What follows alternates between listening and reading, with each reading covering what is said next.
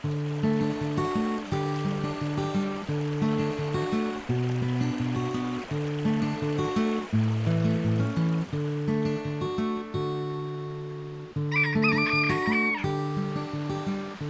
work in what was a goat shed down the bottom of the garden.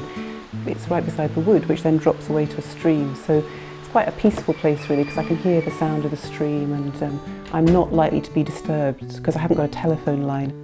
So I'm quite isolated really. I think one of the things that I love about painting is what happens to the paint. I quite like chaos. I quite like attacking a canvas and using very big paintbrushes and just having this sort of sweep of the paint. And I like the abstract quality of what can happen in a landscape when you just interpret it from how you're feeling about it. When you're looking at it, it's not only what you're seeing, it's actually what happens from within really. I am very much a studio-based painter. I mean, I like what happens when I put the paint on the canvas. So really that's my prime concern, and if I can have a shortcut to that, then I'll happily use that.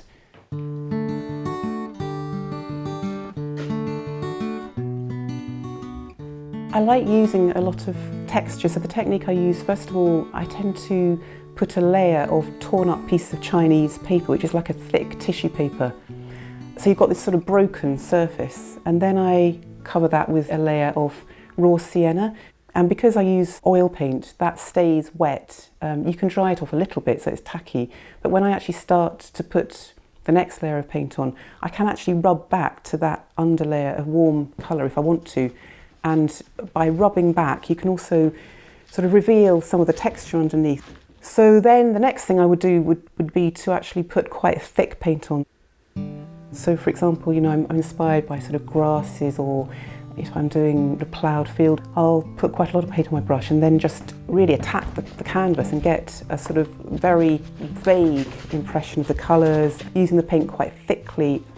I think it's a constant sort of tension between the chaos of the paint and bringing it back to some kind of reference point, and I quite like that tension.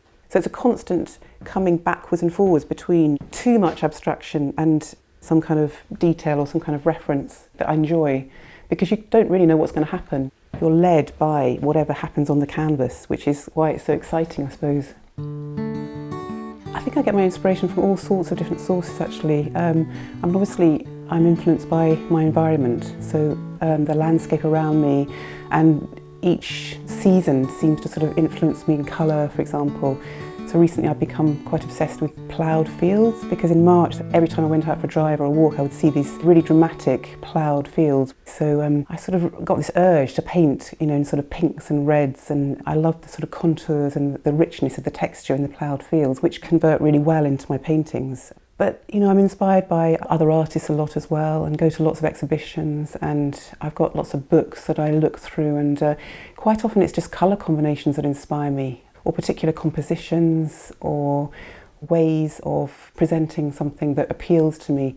So I try to just sort of open my eyes to everything really, and just see what comes along. I mean, sometimes I'll come down to the studio and I'm not quite sure what I'll be painting, and I'll just see what happens, and something will always occur that interests me really. So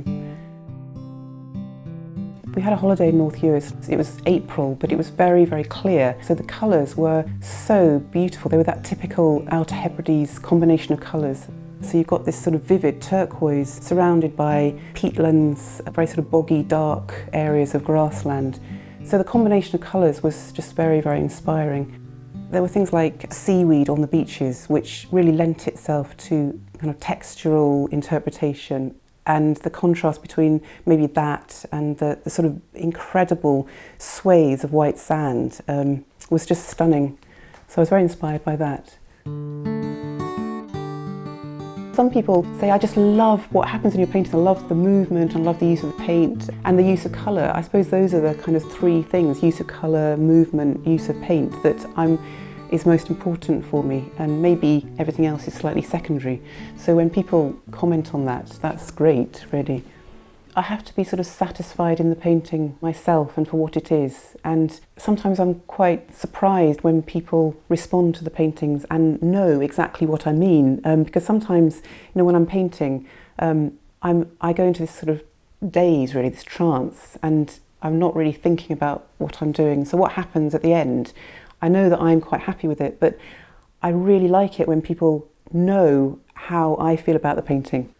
Sometimes you won't see a painting for a while, so say it's been an exhibition and it comes back, you see different things in it, and sometimes a painting that you think, I like the painting but it's not quite there, you know, or it's not quite what I meant, and then it comes back and you think, actually, yeah, that was what I meant. I do like that. So it's a kind of, I think you get too close to paintings as well. You get so involved with the painting that you have to put it away. And that's something else that I think when I'm working for a solo exhibition, it's much better because I've got this time to actually do a painting, put it away and not look at it for a while, and then get it out again, and then maybe change it a little bit or think, no, I'm happy with that. You know, I'm quite content with that.